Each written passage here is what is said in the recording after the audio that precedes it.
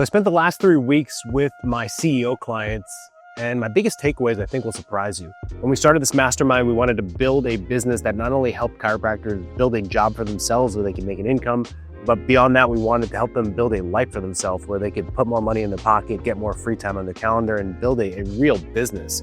And that involves people, that involves growth, that involves scale.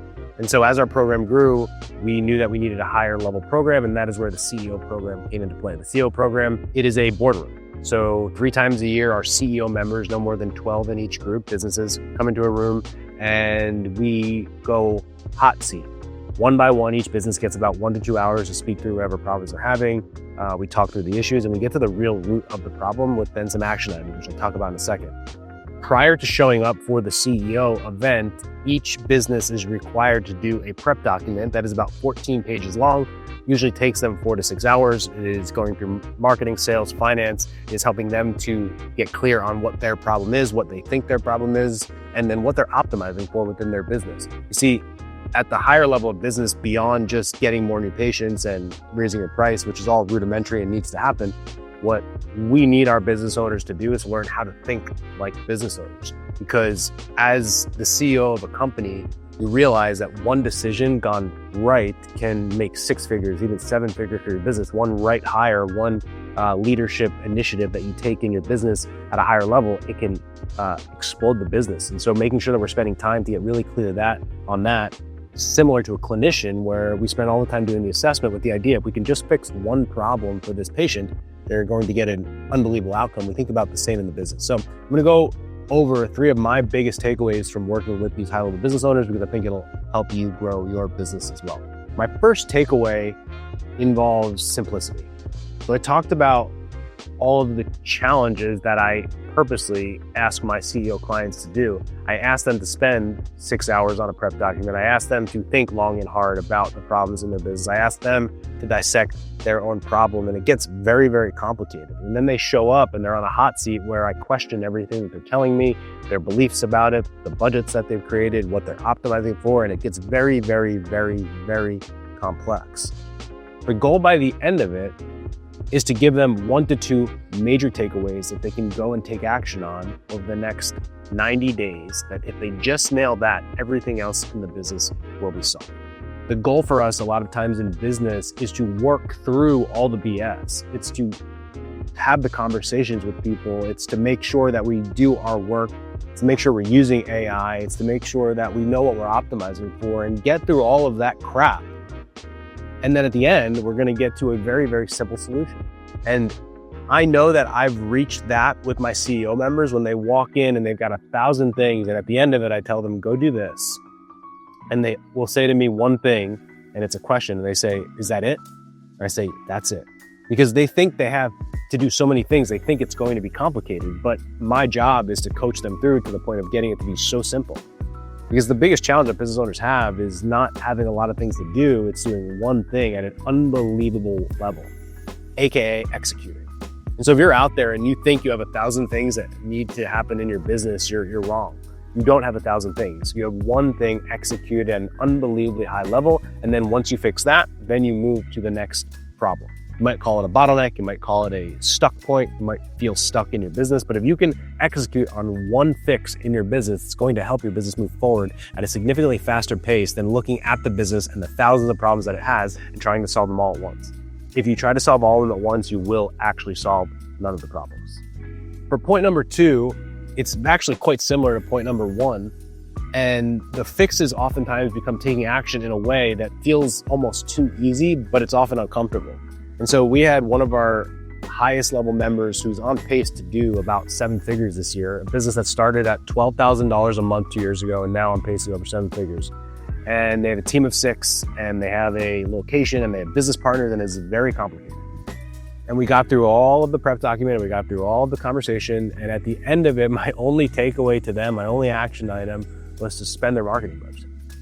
They're like, okay, what about optimizing ads? Like, don't worry about optimizing ads. But what about adding don't worry about adding a new marketing platform. I just want you to go home and flex the muscle of spending your marketing budget. And the reason why this is so profound and so simple is because we often try to complicate things before just executing on the thing that we know we can do. You see, The problem that we have as business owners and as smart people that have doctorate degrees is that we think through things too much and we end up not taking action. And if you're worried about doing marketing, often it's like, I don't know if I'm spending the right amount of money. I don't know if my messaging is correct. And that will basically be an excuse or a reason not to do the first thing, which is to actually just start running ads and paying for marketing. And the reason behind that, the root cause, is because we're fearful of spending money and it's not working. And so this business, they had a business that was on pace to do $80,000, $85,000 per month in revenue, and their marketing budget was $2,000. We often say 10% of your revenue should go towards marketing. And so between 2 and 8,000, I said anything more than that is a win. If you don't want to spend 8,000, can we agree that you're going to leave here and just spend your $4,000 or $5,000 per month in marketing?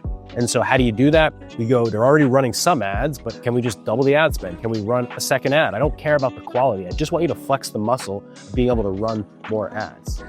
Because if you think about running ads at some level, it's, should I just do more? Should I just do better? Should I do different? And they were in the do more stage.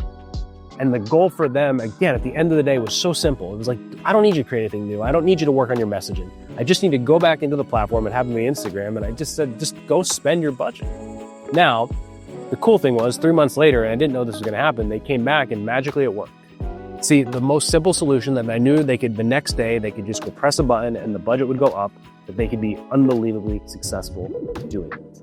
And so if you're out there and you're worried that you're not taking the right action or you don't know what action to take or the next step feels scary, I think we should start to think about what is the easiest thing I can do fast? What is the easiest thing I can just prove to myself that I'm willing to take action? If it feels complicated, if you don't know how to do it and you have a skill deficit, find something else that you can just take action on. Find something that isn't that hard. If it's just doubling your budget or if it's doing more reach outs, I don't care how you do the reach out, just do more. If you aren't doing good with workshops, well, maybe do 6 of them instead of 2.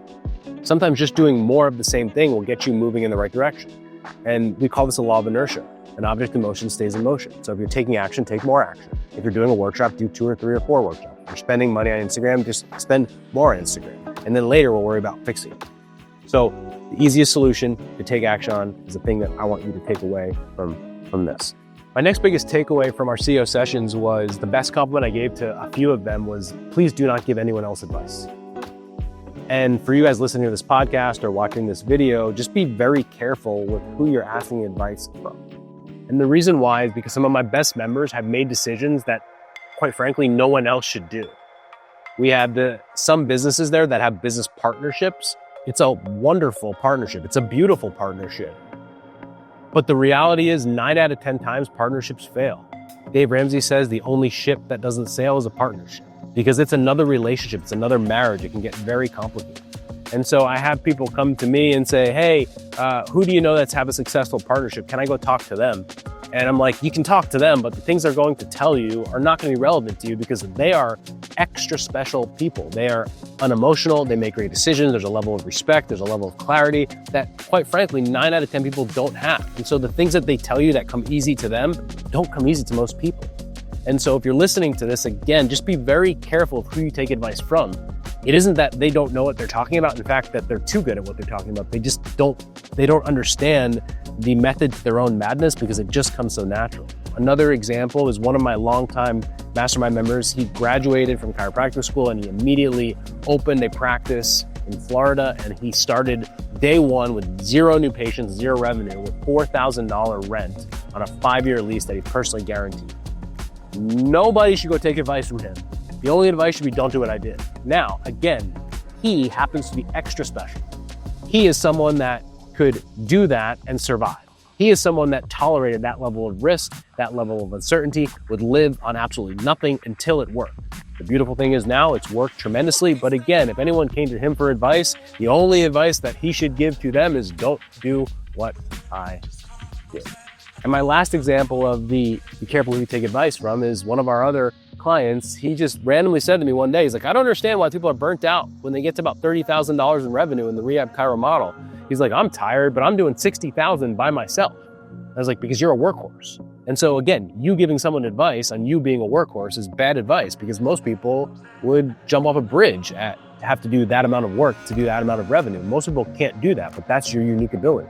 So to tell someone just to work more or work harder, well, your level of tolerance of work and pain is significantly higher than anyone else. So the main point and my main takeaway is these people are extra special, high-level people. And if you're just getting going, oftentimes those people are bad people to take advice from, because the things that come naturally to them, the thing that they're best at, oftentimes are things that cannot be recreated. They are one-of-ones. In all three situations, one-of-ones. So biggest takeaway, just make sure you're careful on who you take advice from, who you emulate, because oftentimes the people that you find to be most successful have a quality or trait that you can't replicate. My final lesson that I wanted to share with all of you is something that we just can't get past. And I've talked about it before. It's a big topic on the internet, this work-life balance thing. And, the honest truth is opening a business is really hard. Some people say it's like chewing glass. Some people say it's like eating shit. I mean, 1,000 different things that you could talk about starting a business from scratch. It is very, very, very hard. But I have about 30 to 35 CEO members in our group. And the one word that I can use to describe all of them is obsession. Every single one of them is obsessed with their business. They're obsessed. They think about it all the time. They optimize for growth. They might have work-life balance, but there are times, and there are many times, where they don't have work-life balance because they're obsessed with growing their business. And I'd love to tell you, and I'd love to share with you some dream scenario where getting a business off the ground, starting from zero, if there's any other way to do it. But I haven't found it yet. And so the last thing that I want to share with all of you, the biggest takeaway from these people that are our highest level members, is they are the most obsessed. Quite frankly, they care the most. They spend the most time, they're the most focused on their business. At one day, if you do it correctly, then you can have work-life balance. But honestly, these people, because they're obsessed, their version of work-life balance is significantly different than everyone else. And so if you are out there and wondering potentially why your business isn't where it needs to be, it might be that you're not doing enough. You don't have the skill. You haven't invested the time. Quite frankly, if you put a bow on it, you just haven't been as obsessed as you need to be to get the results that you want. So I hope these 3 lessons, wherever you are in your business, whatever you're struggling with, whatever you're stuck with, that you can take and resonate with you, because I want you to be successful. I want our profession to be successful. And sometimes gaining insights from people that are a few steps ahead of you or on the same level as you can help propel you to that next level.